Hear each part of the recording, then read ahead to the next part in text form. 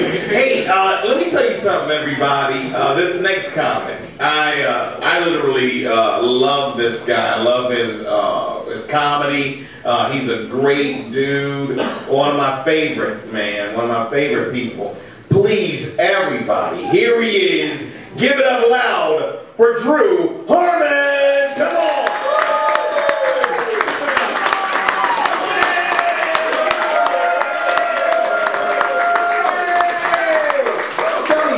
Everybody, I love Tony. Tony's the black father I'm glad I don't have. So you guys, I have decided in these tough economic times, I'm going to create a television show to make some cash. But to make sure that it's successful and it works, I'm going to rip off another show, and that show is going to be the television show Dexter. Are we all familiar with the show Dexter? Yeah, it's an awesome show. If you're not, or your parents don't let you watch it, The show Dexter is a show about a serial killer who only kills other serial killers. That's the premise of Dexter. So I'm going to take that and change it just a little bit by instead making it a rapist who only rapes other rapists. Yes, sir. I think I'm going to call it That's So Rapid. Kids show plus rape equals comedy gold.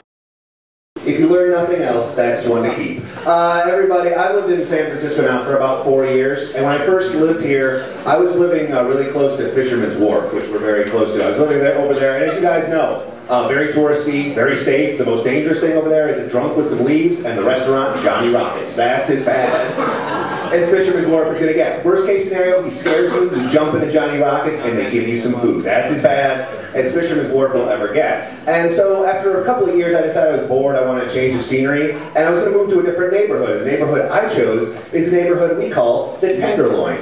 Yeah, not correctly named, I feel. And it's like, and there's crack, and there's Thai food, and now there's a chubby white guy. It's the 80s sitcom Nobody Bothered to Make. And so I'm there, and after a couple of months, I realized I kind of like it. I do kind of like it there. It's every other place I live from now on will be boring compared to the Tenderloin. And I found out that concierges at hotels will tell tourists, stay away from the Tenderloin, avoid it at all costs. And so I was kind of thinking we need a slogan to draw people in, just to give it a gander, just try it out. And a slogan I proposed was, yeah, I'm peeing in this garbage can, give me some money. That kind of sums up everything that's happening in the Tenderloin. And I've also realized after being there for a while, I've become like the old guy in the Vietnam movie. Like, I've seen it all. I'm not going to bother learning your name because I might have to watch your head explode. Don't want to care. Don't want to care. But if you survive long enough, I will teach you how to smoke marijuana out of a shotgun barrel. It's delicious. So good. But I realized I've become jaded because the other day I was going for a walk and I turned a corner in the neighborhood and there was a guy smoking crack right next to another guy taking a shit on the sidewalk. Yeah, But you know what my only reaction was at that moment? Who got here first? That was it. Who got here first? Because the guy who got here second really wanted to do what he was doing.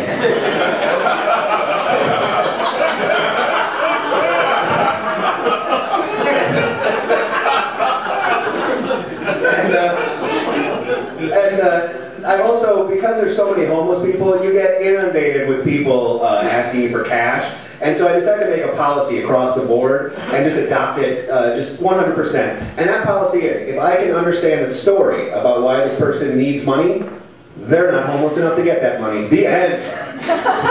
Because you'll hear a variation on a theme. It's always a weird amount of money for a weird food item. Like, hey man, can I get 58 cents for some chicken salad? He's lying. He wants heroin. You let him walk on by. You want the guy who's just been he's been sleeping on the street for like 10 years and all reason left his brain like 9.5 ago. And without any pleasantries or even introductions, he just hits you with, hey man, the bartender put his agna in my penis.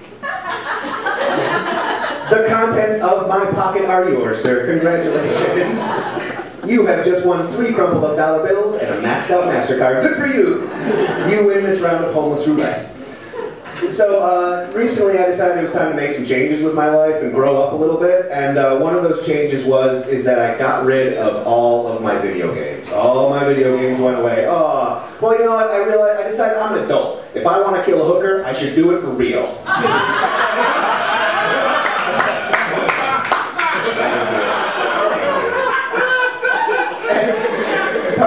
Part of the inspiration for this is that I recently celebrated my 32nd birthday. And yay, I made it. Way to go. I didn't croak for 1 whole year. But my 32nd birthday, to celebrate, my wife and I went to Reno.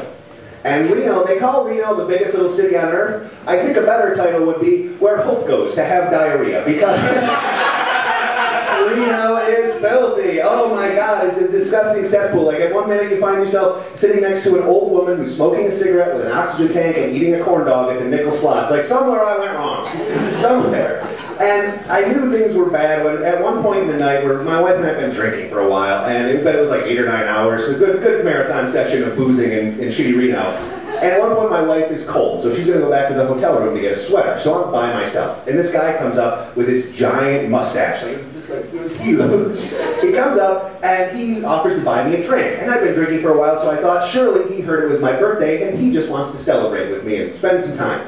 So we're hanging out for a while, we have a couple of drinks while my wife's gone, and then finally the guy just comes right out and says it. Hey, would you be interested in coming back to my hotel room with me and having some sex? Now,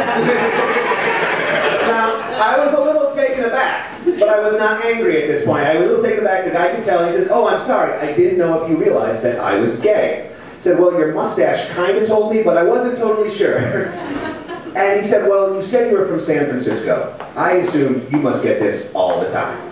And that, ladies and gentlemen, is where I got angry. Because in 4 years of living in San Francisco, I have never once been propositioned for sex by a gay man. Not once. I had to go to Reno to have a guy ask me. Like gay guys, I realize gay guys in San Francisco look at me like a 7-car pileup on the freeway as you drive by. Like, I'm glad I'm not in that. I had to go to Reno, dirty, fucked up Reno, to have Yosemite Sam ask to lick my butthole. It's time to make some changes. Number 1, stop playing Halo 6 hours a day. Number 2, get an app tape.